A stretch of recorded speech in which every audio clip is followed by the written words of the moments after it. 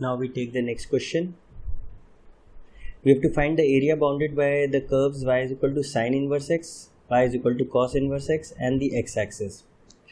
ठीक है, we'll start by drawing a rough sketch. Let's say this is x-axis, y-axis. ठीक है, तो let's take a different color. ये cos inverse x का ग्राफ क्या होता है?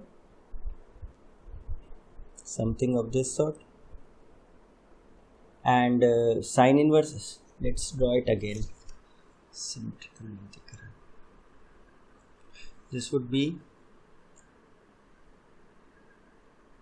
something of this sort. ये हो गया +1 and this point would be -1. This would be pi. This is 0. Now sin inverse x का क्या होगा? sin inverse x का ग्राफ क्या होता है? We can draw this. तो ये कैसे होता है?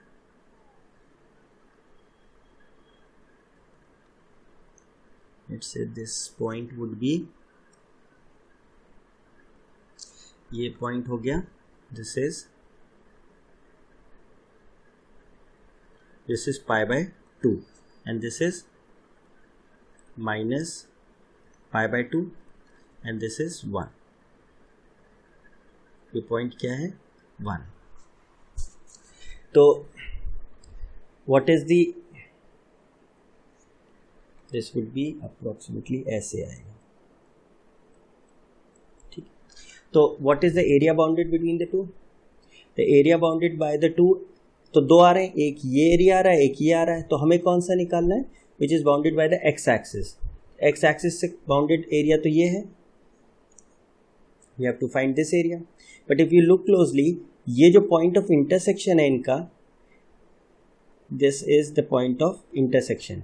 तो इस point से पहले जो area bound हो रहा है वो sin inverse x से हो रहा है. This is y is equal to sin inverse x graph और this is y is equal to cos inverse x graph.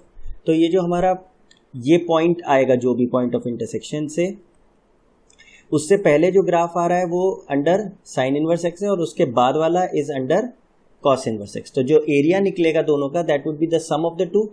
तो let's say this would be, let's say area 1 and let's say this is area 2.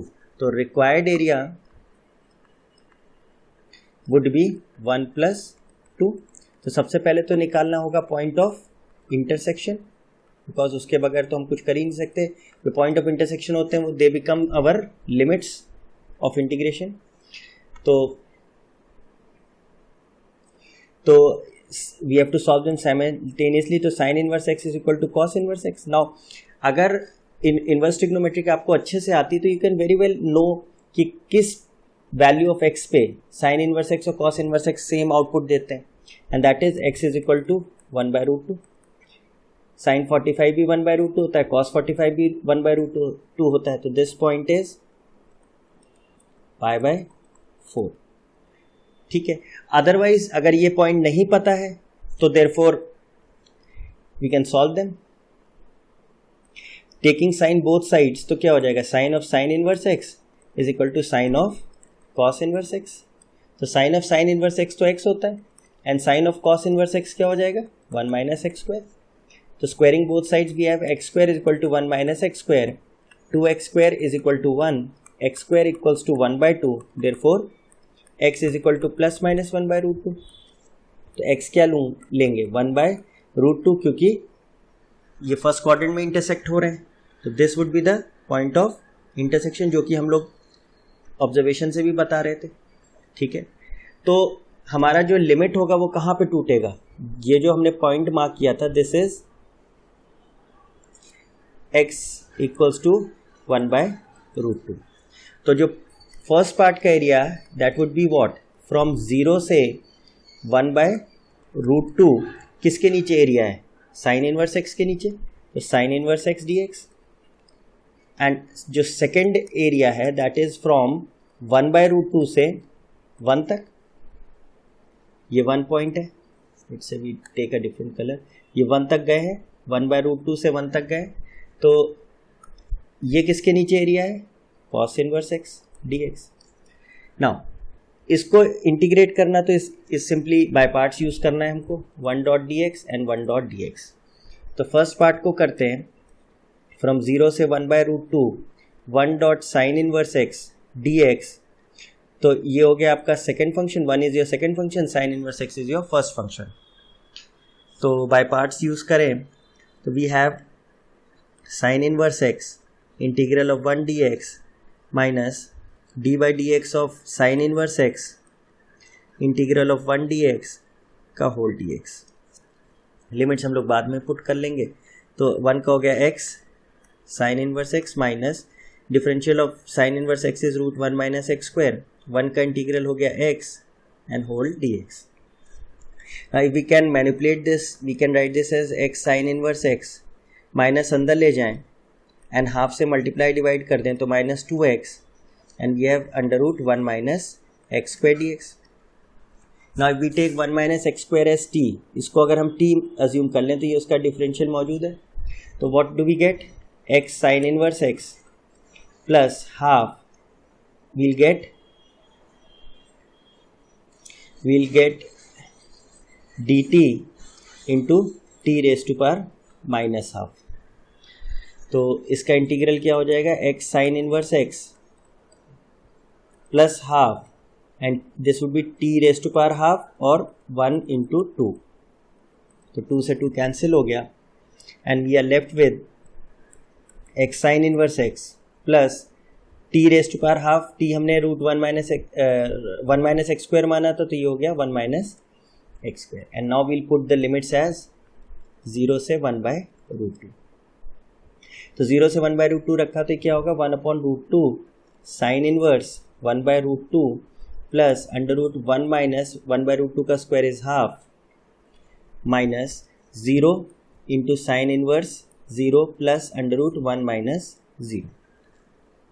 तो this is 1/√2 sine inverse 1/√2 is π/4 plus this is 1/√2 and this is 0 and ये होगा 1 तो यानी -1। तो जो first part है उसका एरिया क्या आया है, π/4√2 प्लस 1/√2 माइनस 1 स्क्वायर यूनिट्स।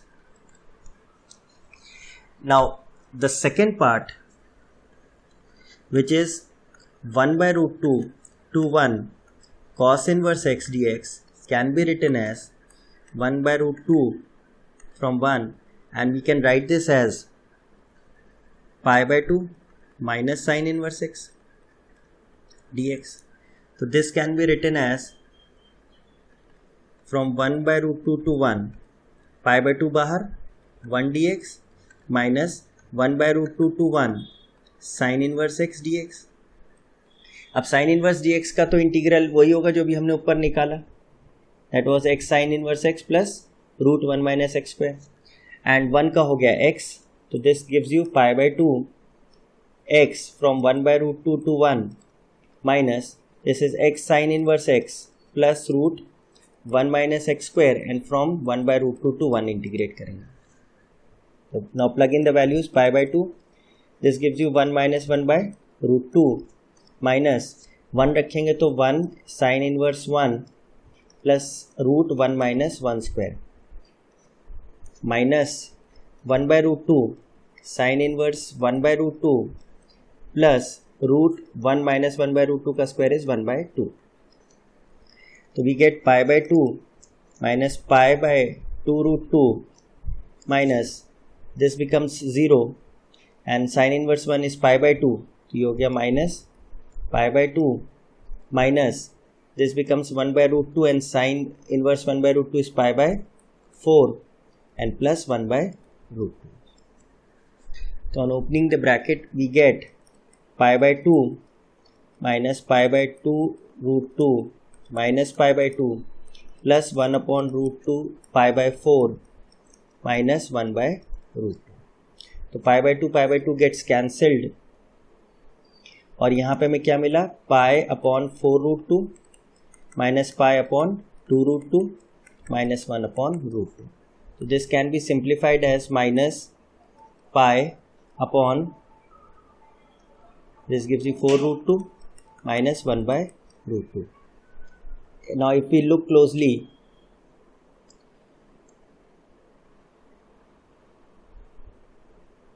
ठीक है,